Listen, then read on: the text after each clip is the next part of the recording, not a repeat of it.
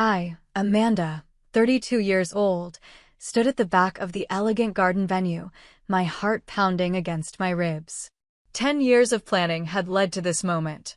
My sister Rachel, resplendent in her designer wedding gown, smiled at her wealthy fiancé, completely unaware of my presence.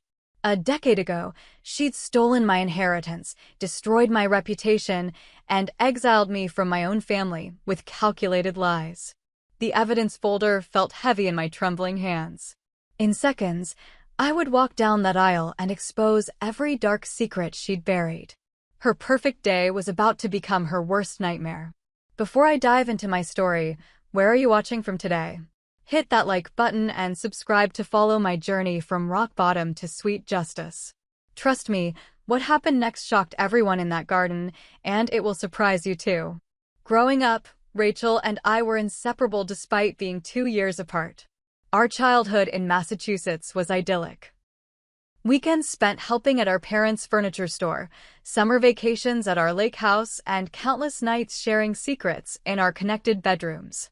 Coleman Family Furnishings had started as a single store but grew into a successful chain of high-end furniture boutiques across 3 states. My parents built their business on quality, integrity, and exceptional customer service. Rachel was always the more outgoing sister, captain of the cheerleading squad, prom queen, and everyone's favorite. I was quieter, more analytical, preferring spreadsheets to spotlights. But we complemented each other perfectly. While Rachel charmed customers on the showroom floor, I earned my business degree and developed marketing strategies that expanded our family business. My parents beamed with pride when my first regional advertising campaign increased sales by 30%. "You girls will make a perfect team when you take over," my father would say. When I was 22 and Rachel 24, our world shattered. My parents were driving home from their anniversary dinner when a drunk driver hit them head-on. Neither survived. The grief was overwhelming, like drowning on dry land. Rachel and I clung to each other during the funeral, supporting each other through the fog of loss. At least, that's what I thought was happening. 3 weeks after the funeral, we met with our family lawyer, Tyler, for the reading of the will. My parents had been clear: the business, our childhood home, and all assets would be split equally between Rachel and me. We were to run Coleman Family Furnishings together, each playing to our strengths. The inheritance was substantial. The business alone was valued at $4.2 million, plus the family home and various investments. The first sign something was wrong came when I arrived early to the lawyer's office and overheard Rachel's voice through the partially open door. She was speaking urgently with Tyler, asking about options to restructure. When I entered, they immediately stopped talking. Rachel's smile seemed forced, but I dismissed my suspicions as paranoia born from grief. Over the next month, strange things began happening. Financial documents went missing from my home office. Business contacts started treating me differently, with sideways glances and canceled meetings. Then came the rumors. I had been embezzling from the family business before my parents died. The accusation was absurd. I dedicated my life to growing our family legacy. One morning, Rachel asked me to meet her at the main store before opening hours. When I arrived, the company's accountant, 2 board members, and Tyler were waiting.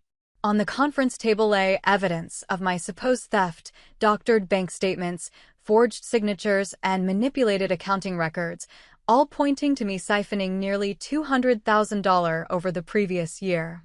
"I didn't want to believe it," Rachel said, tears streaming down her face.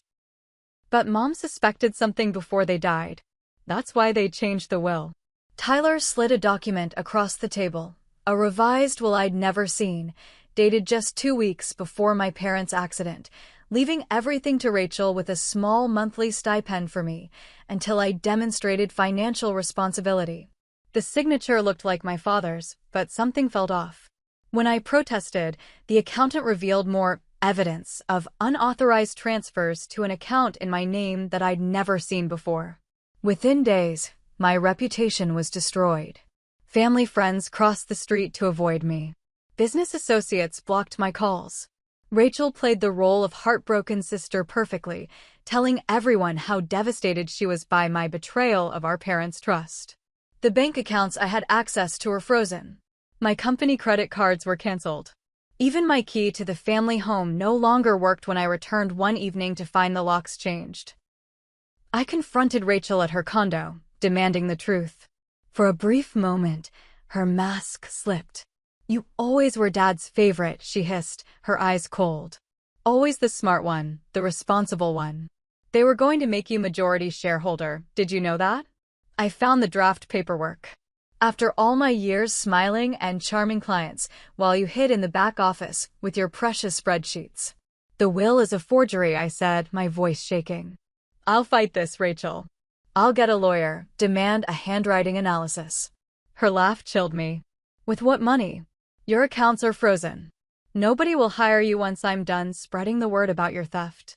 And if you somehow find a way to fight, I'll make sure the police get an anonymous tip about those prescription drugs you've been selling on the side." "What?" "I've never. It doesn't matter what you've actually done, Amanda. It matters what I can make people believe you've done. The evidence is already planted in your apartment. One call, and your life gets even worse." I left town the next day with $743 in cash, my laptop, and a suitcase of clothes. As the bus pulled away from the station, I watched my hometown disappear, along with the life I had built and the future I had planned. Rachel had taken everything, and I had no idea how I would ever recover. The first months in Chicago were a special kind of hell. My savings evaporated quickly between hostel stays and cheap diners. With my reputation tarnished, job applications disappeared into black holes. The few interviews I managed to land fell apart when potential employers called for references. Rachel had been thorough in her destruction. Winter came early that year. I found myself sleeping on a cot at a women's shelter, where the radiators clanked all night but provided little warmth. During days, I haunted public libraries for their heat and free internet, sending out dozens of job applications daily. By December, desperation pushed me to remove my business degree from my resume and use my middle name, Lynn, to avoid Rachel's digital smear campaign. Finally, a small marketing firm took a chance on me as an administrative assistant for $11 an hour. My tiny studio apartment had unreliable heating and noisy neighbors, but it was mine. Every morning, I walked 40 minutes each way to save bus fare, often arriving with numb fingers and toes. But for the first time in months, I had a foothold. At Marshall Creative, I kept my head down and worked relentlessly. When the office closed, I stayed late, teaching myself new software and digital marketing techniques. My supervisor, Daniel, noticed my dedication and began assigning me small client projects. Within 8 months, I received my first promotion to junior account coordinator. The turning point came when Sarah Delgado joined the company as creative director. In her mid-50s with salt and pepper hair and a no-nonsense attitude, Sarah had built and sold 2 successful agencies. She noticed my habit of submitting comprehensive strategy documents for even minor campaigns. "You've done this before," she said after reviewing my work on a local restaurant chain promotion. "This isn't entry-level thinking." That night over cheap wine in her office, I told her a sanitized version of my story. Something about Sarah's steady gaze made me trust her, the first person I'd opened up to since leaving home. She didn't offer pity, only practical advice and increasingly challenging assignments. "Your sister may have taken your past," Sarah said, "but she can't take your future unless you let her." Under Sarah's mentorship, I advanced from coordinator to account manager, then senior manager. My client roster grew, along with my salary and confidence. Yet trust didn't come easily. I kept colleagues at arm's length, declining happy hours and sharing minimal personal details. My apartment remained Spartan, no photos, no mementos, nothing to remind me of what I'd lost. Occasionally, masochistic curiosity led me to check Rachel's social media. Each scroll brought fresh pain, Rachel lounging on Mediterranean yachts, cutting ribbons at new store openings, being featured in business magazines as the innovative heir to Coleman Family Furnishings. Most painful were the marketing campaigns, clearly implementing strategies I had developed years before, now credited to my sister's visionary leadership. 3 years after my exile, I discovered Rachel had sold our family home. The colonial where we'd grown up, where our mother had marked our heights on the kitchen doorframe, where our father had built us matching window seats for reading, sold to developers who raised it for luxury condos. I spent that night methodically breaking every dish in my kitchen, then bandaging my bleeding hands in silent fury. The following week, a former neighbor emailed me photos of dumpsters outside our home before demolition. Among discarded furniture and renovation debris, I spotted our family photo albums and childhood mementos tossed away like garbage. The grief hit anew, not just for my parents now, but for the physical evidence of our family's existence, carelessly erased by my sister. The stress took its toll. 6 months later, I collapsed at work, hospitalized for severe exhaustion and malnutrition. I'd been working 16-hour days and skipping meals to save for an emergency fund, still haunted by the financial vulnerability Rachel had exploited. Sarah visited daily, bringing real food and forcing me to reconsider my approach. "Your revenge is living well," she said firmly. "But you have to actually live." During my 2-week recovery, I made a decision. I would rebuild my life completely before confronting Rachel. Not just professionally, but emotionally. I needed to be stronger than I'd ever been, with resources she couldn't touch and evidence she couldn't dispute. I began working double shifts, my day job at Marshall and freelance projects nights and weekends.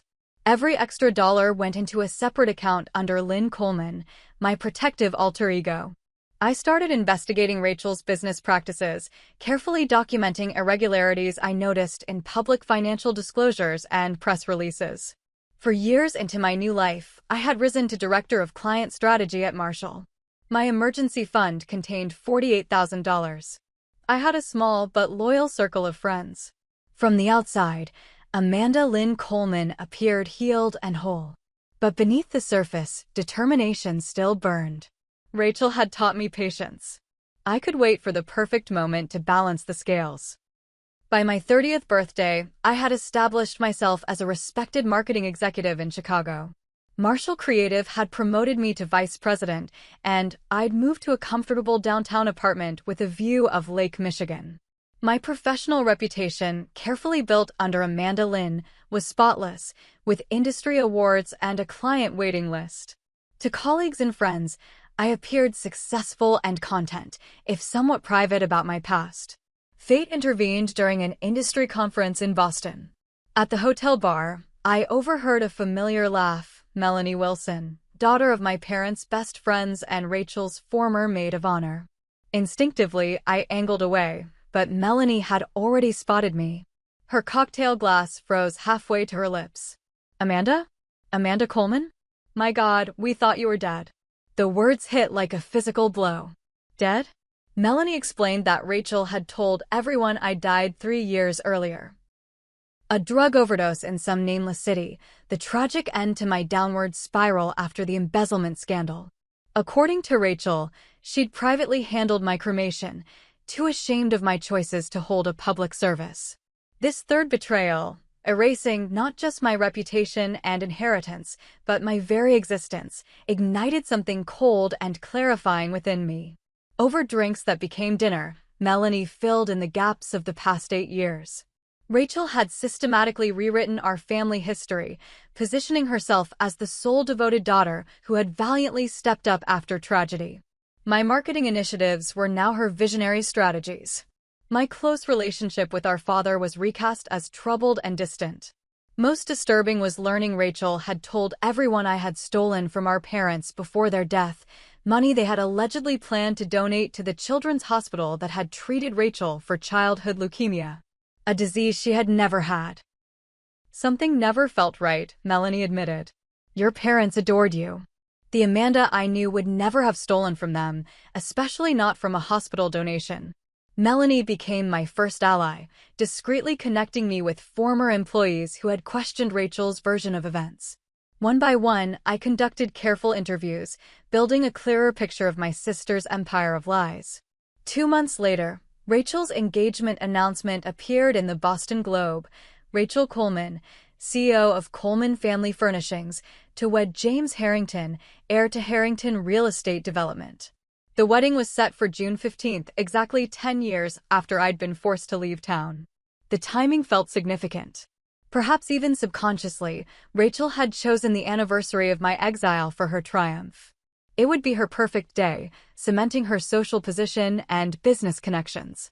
Unless I returned to expose the truth. I took a week of personal leave, rented a cabin in Michigan, and methodically planned my approach. I created timelines, identified key witnesses, and mapped out evidence I would need. This wasn't about mere revenge, it was about justice and reclaiming my parents' legacy from the daughter who had betrayed everything they stood for. My first step was hiring Detective Garcia, a private investigator specializing in financial fraud. His background as a former forensic accountant made him ideal for untangling Rachel's business dealings. While he worked, I consulted discreetly with a lawyer about the forged will and embezzlement frame-up. Garcia's initial findings exceeded my expectations. Rachel had not only stolen my inheritance, but had been systematically looting the company through shell suppliers and inflated contracts. The furniture business my parents had built on quality was now cutting corners with cheaper materials while maintaining premium prices. Environmental and labor certifications were falsified. The company's charitable foundation, named after our parents, existed primarily as a tax shelter. The most promising lead came from Thomas, the company's former operations manager, who had documentation of Rachel directing him to create fake invoices. He agreed to provide sworn testimony about the financial irregularities he had witnessed. Just as momentum was building, Thomas called in a panic. Someone had broken into his home, targeting only his home office. Though he had kept digital copies of key documents, the threat was clear. The next day, he withdrew his cooperation. 3 other potential witnesses similarly backed out after unexplained reconsiderations. Rachel's reach was evidently longer than I had anticipated. I needed to adjust my approach, relying less on witness testimony and more on documentary evidence that couldn't be intimidated. I created a secure digital vault containing everything I'd gathered. Financial records showing discrepancies, the timeline of my parents' genuine will versus the forged version, documentation of Rachel's false claims about my crimes and death, and analysis of how the company had declined in quality and ethics under her leadership. The wedding provided perfect timing. Public exposure in front of James's family, old Boston money with impeccable social standing, and key business contacts would create maximum pressure. Rachel had always cared more about appearances than reality. Watching her carefully constructed facade crumble in front of everyone who mattered to her would be fitting justice. I rehearsed my confrontation meticulously, practicing how to remain calm regardless of Rachel's reaction. I arranged for a lawyer to be on standby and alerted select media contacts about a potential story involving corporate fraud at a prominent New England company. I booked accommodations under an alias and mapped multiple exit routes from the wedding venue. As the date approached, I refined every detail of my plan while continuing my day job in Chicago.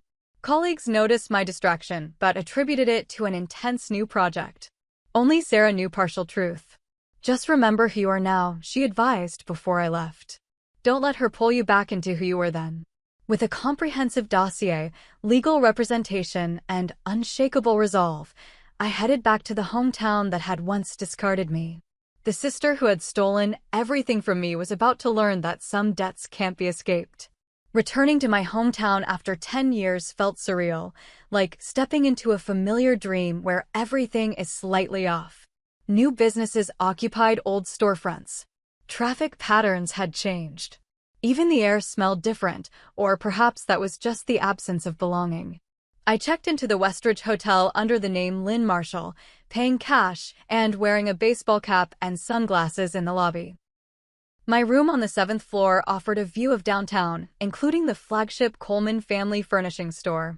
The company logo had been redesigned, but my parents' initials remained incorporated in the corner, a detail I had created during my last marketing refresh. Seeing it brought a bittersweet pang. My first morning, I donned a simple disguise, blonde wig, glasses, and clothing unlike my usual style, and began reconnaissance. The main store had been renovated, now featuring a sleek, minimalist aesthetic that would have horrified my father, who believed furniture should look substantial and last generations.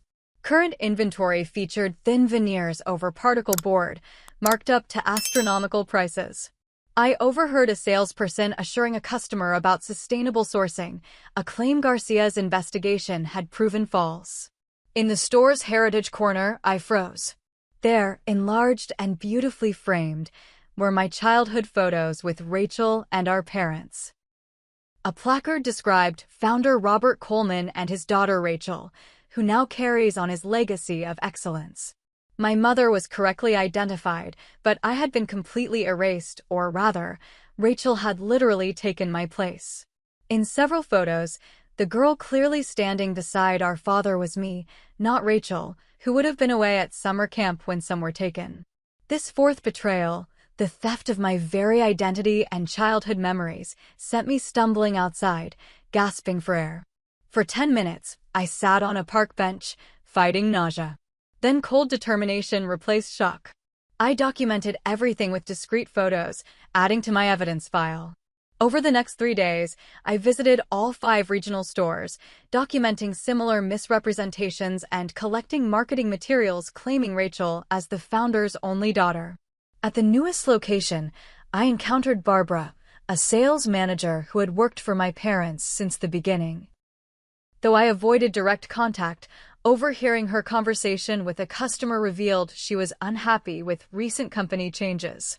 That evening, I took a calculated risk and called Barbara from my hotel room, briefly explaining who I was and asking to meet. Her initial disbelief turned to cautious agreement after I mentioned specific details only the real Amanda Coleman would know. We met at a quiet diner 20 miles outside town. Barbara had aged considerably, grief and stress etching deep lines around her eyes. For the first hour, she asked questions only I could answer, confirming my identity. Then the floodgates opened. "Your parents would be heartbroken to see what's happened to the business," she said. "Quality gone, longtime employees pushed out, customer complaints ignored. And the stories Rachel tells about you, I never fully believed them, but to claim you were dead? I attended a memorial tree planting she held last year." Barbara became my insider, providing employee schedules, documentation of quality control failures, and confirmation of which former colleagues might be sympathetic. Most valuably, she revealed Rachel's growing paranoia and erratic behavior as the wedding approached. She's increased security at all stores and the corporate office.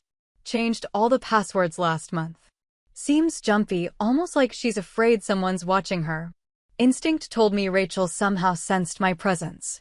Perhaps Thomas or another contact had warned her despite backing out publicly. I would need to be more careful. My next step was meeting with Elliot Winters, an attorney specializing in estate fraud. In his downtown office, we reviewed my evidence regarding the forged will and false embezzlement claims.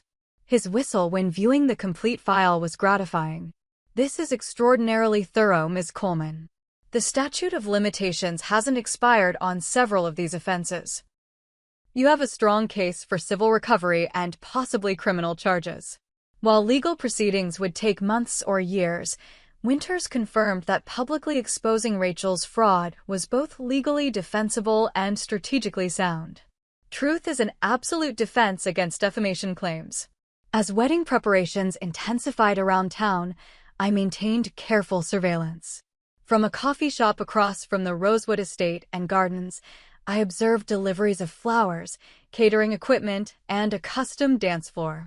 Local gossip characterized it as the social event of the season, with guests including state politicians and business leaders James Harrington's family had cultivated over generations.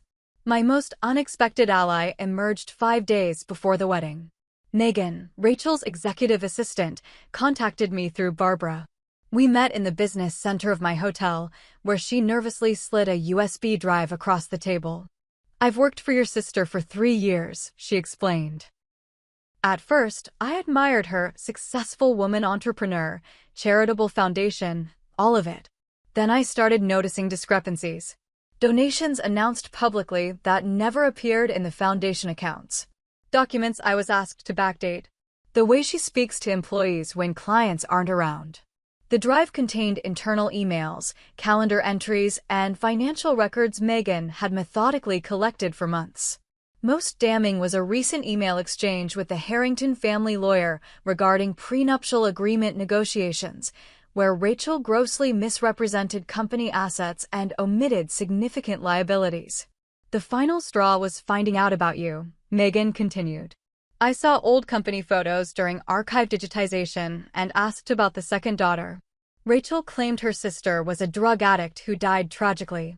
Then last month, I overheard her on the phone with someone, angry about Amanda possibly causing problems. I realized she had lied about your death. This confirmation of Rachel's awareness sent a chill through me. I needed to accelerate my timeline. The day before the wedding, I visited Rosewood Estate to assess security. Disguised as a florist's assistant, I delivered centerpiece arrangements, noting camera positions, staff entrances, and the ceremony layout. The wedding would take place in the formal garden, with clear sight lines from multiple approach points. The speak now or forever hold your peace moment would provide my perfect cue. That night, I made final preparations in my hotel room.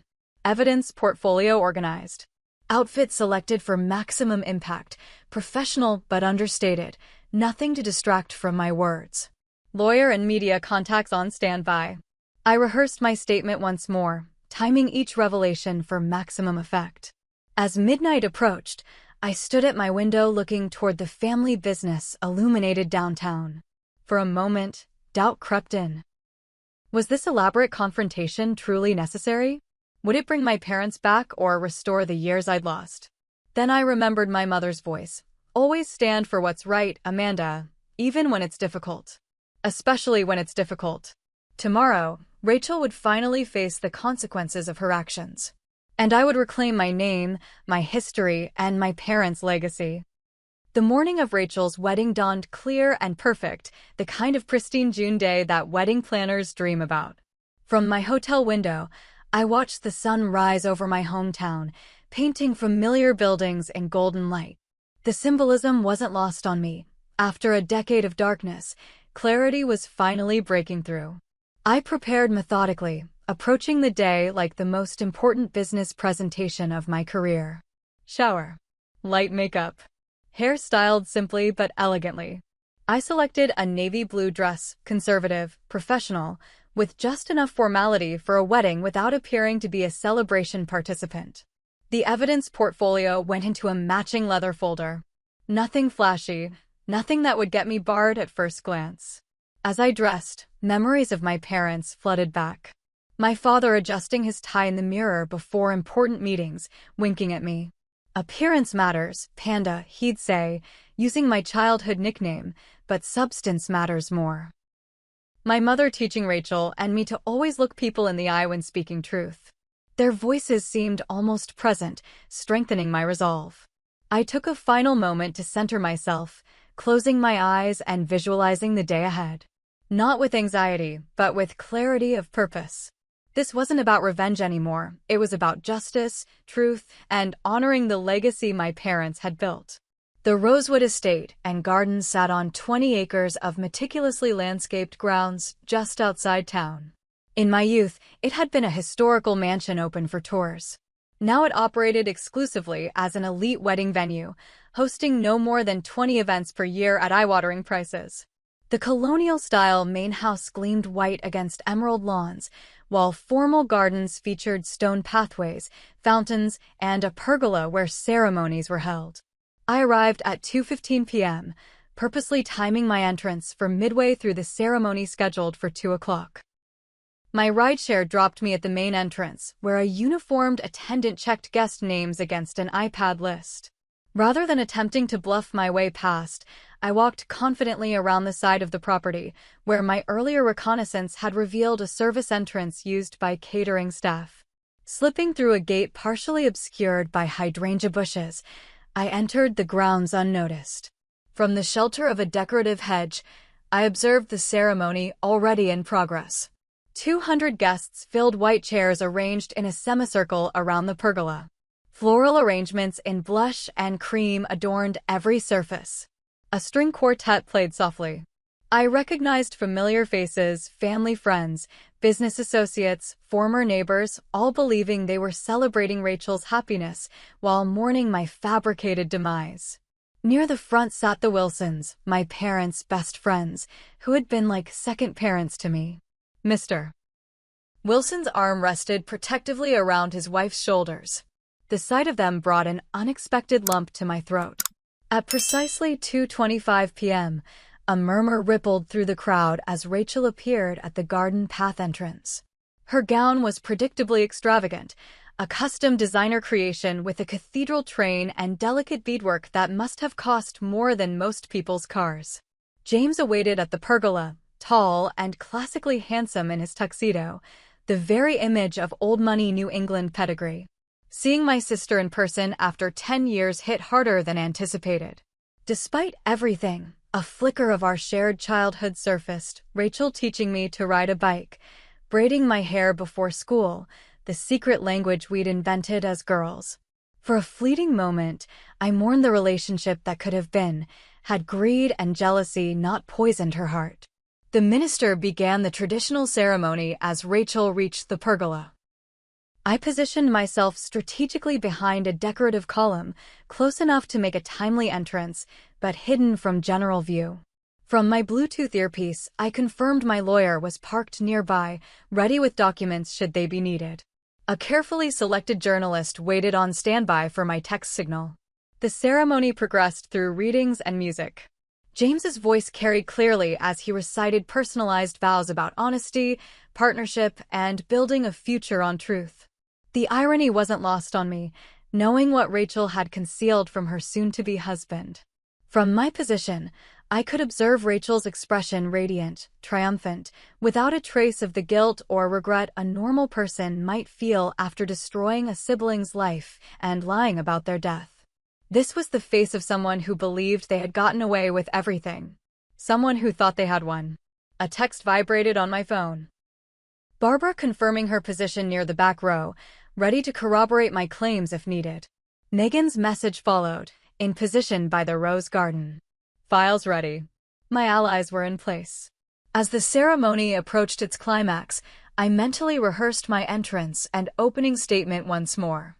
My hands trembled slightly, the first physical manifestation of the emotion I'd kept carefully controlled. I took 3 deep breaths, centering myself. The minister's voice carried across the garden. James and Rachel have declared their consent to be married. But I am required to ask if anyone can show just cause why they may not be joined in matrimony. He paused, continuing with the traditional phrasing that had given me my perfect cue: speak now or forever hold your peace. The customary silence followed, that awkward moment at weddings when guests exchange glances, sometimes nervous chuckles, before the ceremony proceeds. In that silence, I stepped out from behind the column, my footsteps audible on the stone path. Heads turned. A collective intake of breath rippled through the gathering as I walked purposefully toward the center aisle. Some guests looked confused, seeing a stranger interrupting. Others, those who had known me, registered growing shock as recognition dawned. Mrs. Wilson's hand flew to her mouth. Uncle Robert half rose from his seat. And Rachel, turning at the disturbance, locked eyes with me for the first time in a decade.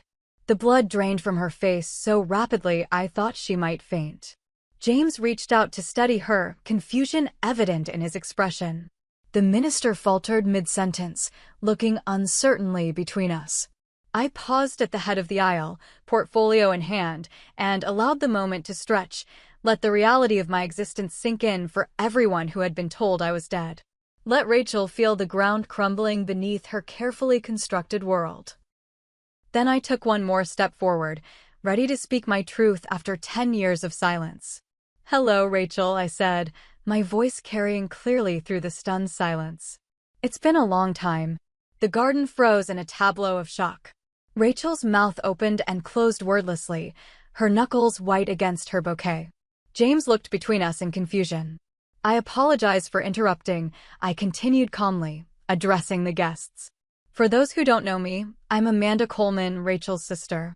The one she told you died of a drug overdose 3 years ago." Gasps rippled through the crowd. Mrs. Wilson openly sobbed, while her husband stared in disbelief. Rachel finally found her voice, high and brittle with panic. "Security! Someone remove her, she's clearly disturbed." Two men in dark suits moved toward me, but I held up my hand and opened my portfolio. "Before anyone does something they'll regret, you should know I'm not here to make a scene without cause. I'm here because 10 years ago, my sister stole my inheritance through fraud, destroyed my reputation with lies, and eventually told everyone I was dead. I have proof of everything." James stepped away from Rachel, his expression hardening. "What is she talking about, Rachel?" I removed the first document, the original will, certified by the county clerk's office. "This is our parents' actual will, stating their estate was to be divided equally between Rachel and me. I obtained this from county records last month." Holding it up for all to see, I continued, "Compare the signature and date to the forged version Rachel produced after their death, which conveniently left everything to her." Rachel's face contorted with rage. "She's lying. Amanda embezzled from our parents before they died. That's why they changed the will. She's always been jealous of me." "That's another lie," I replied evenly. "I never stole a penny." Rachel fabricated evidence to frame me after our parents died in a car accident. She needed me gone to take control of everything. I systematically presented financial records Garcia had obtained, showing the timeline of my supposed theft didn't align with banking records. Rachel's body language shifted from indignation to defensive as I laid out the inconsistencies in her story. "She's manipulated financial records of Coleman Family Furnishings for years," I explained, moving to the next set of documents. "The company our parents built on quality and integrity now sells inferior products at premium prices, with falsified environmental certifications and labor practices." James's father stepped forward. "These are serious allegations, young lady." "Yes, they are, Mr. Harrington. That's why everything I'm saying is documented and verified by financial experts." I handed him a summary sheet. "Your family might want to examine these findings before finalizing any business relationships with Rachel or Coleman Furnishings." Rachel lunged toward me, only to be restrained by James. "She's crazy. She's always been jealous, always wanted what was mine. Is that why you told everyone I died?" I asked, my voice steady despite the emotion threatening to break through. "Why you held a memorial tree planting last year while knowing I was very much alive?" The crowd murmured, faces showing increasing concern and belief. Rachel's desperate gaze darted around, seeking allies and finding uncertain expressions instead. "Rachel has been systematically embezzling from the company through shell suppliers," I continued, presenting the next evidence set. "She's diverted funds meant for the charitable foundation in our parents' names. And she's misrepresented company assets during prenuptial negotiations." At this, James dropped Rachel's hand entirely, stepping back with shock and disgust evident on his face. His family's lawyer moved forward, requesting copies of the documentation. A voice called from the back, "It's true." Megan walked down the aisle, carrying her own folder. "I've worked as Ms. Coleman's executive assistant for 3 years. I've witnessed document falsification, backdating of records, and fraudulent financial reporting. I have copies of internal emails confirming everything Amanda is saying." Rachel's face twisted with betrayal. "You ungrateful little, I made your career." "You asked me to commit fraud," Megan replied simply. "That's not a career I want." Barbara joined us next.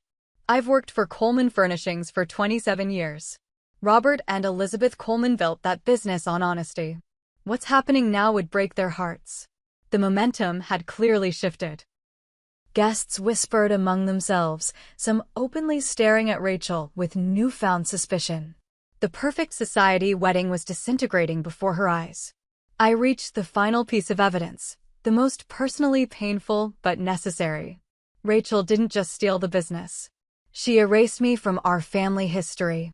These marketing materials show childhood photos of me, mislabeled as Rachel. She literally stole my identity to create her false narrative. I displayed side-by-side comparisons of childhood photos with dates that proved Rachel couldn't have been the child pictured with our father. Mrs. Wilson nodded vigorously, confirming the deception to those nearby. And finally, I said, producing a small recorder, this is a conversation from 10 years ago, when Rachel admitted to framing me and threatened worse if I fought back. The recording played clearly.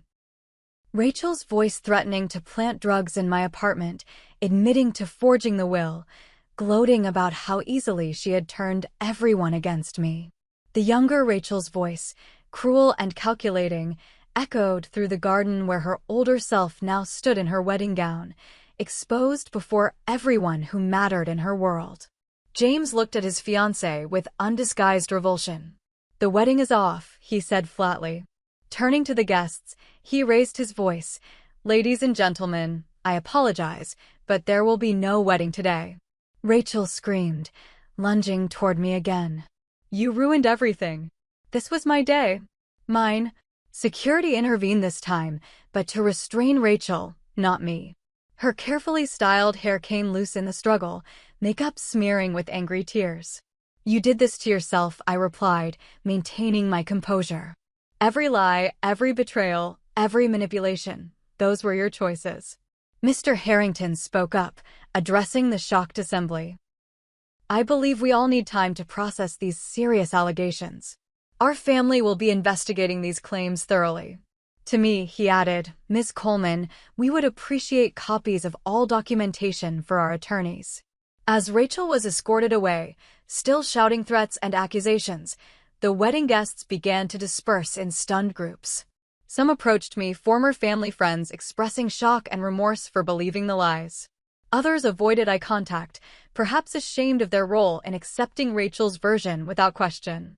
James approached last, his expression a complex mixture of anger, embarrassment, and relief. "I almost married her," he said quietly. "Thank you for stopping this before it was too late."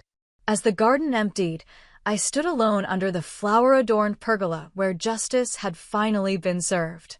10 years of planning, documenting, and waiting had culminated in this moment. I felt no triumph, only a profound sense of closure and a weight lifting from my shoulders.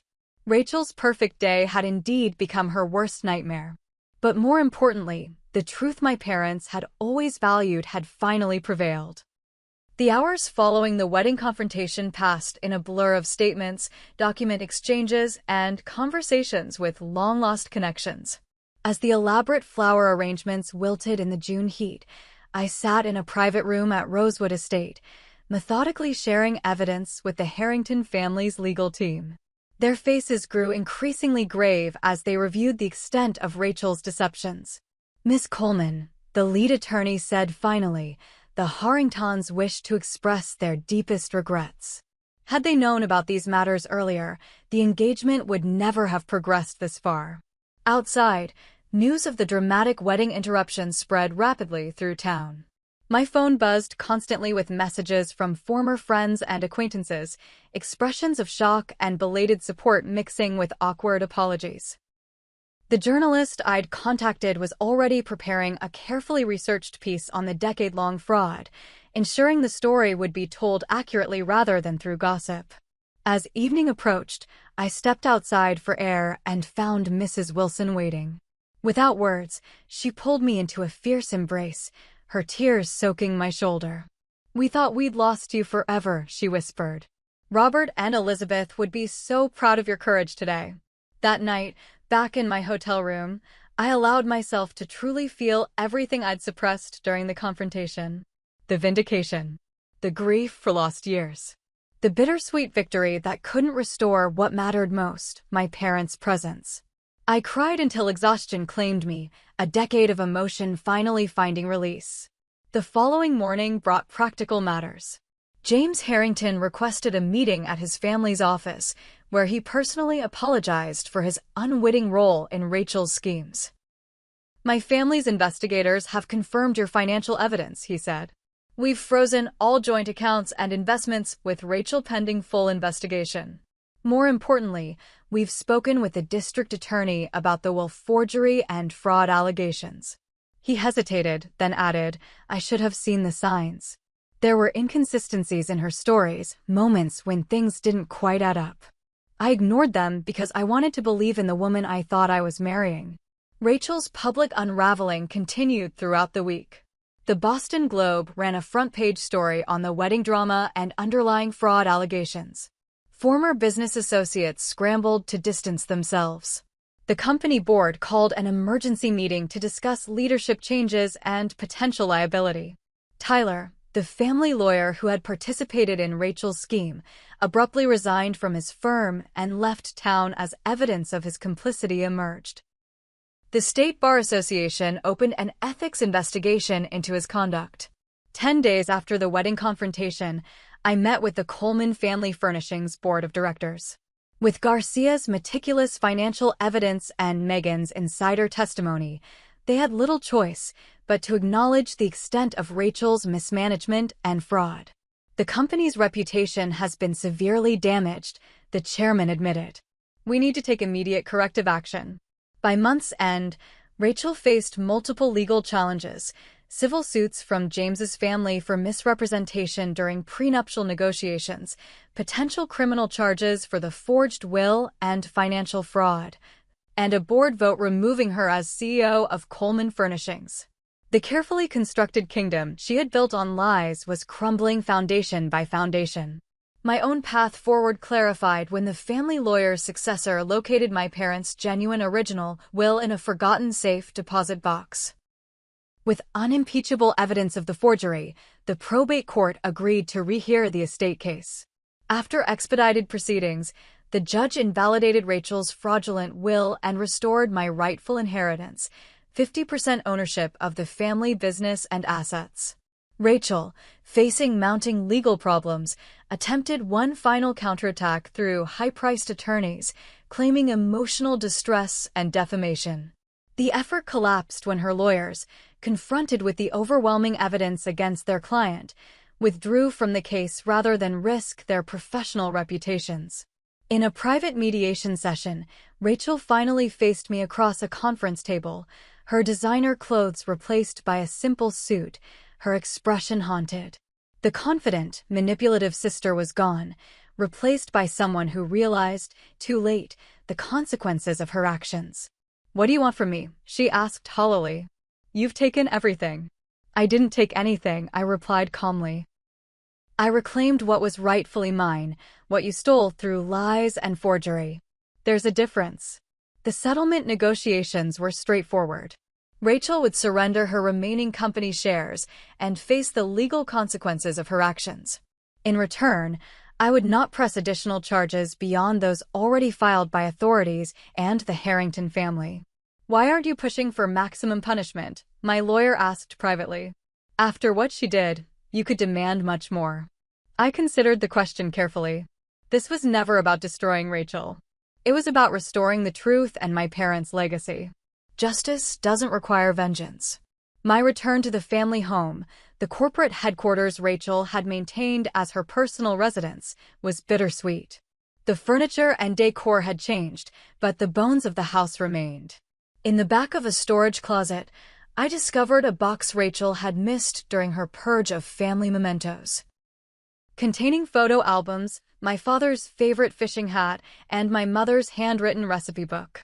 These simple treasures meant more than the business assets or financial restitution. Over the following months, I divided my time between Chicago and my hometown, beginning the slow process of reforming Coleman Family Furnishings. With Sarah's guidance, I implemented new quality controls, ethical supply chain management, and transparent business practices.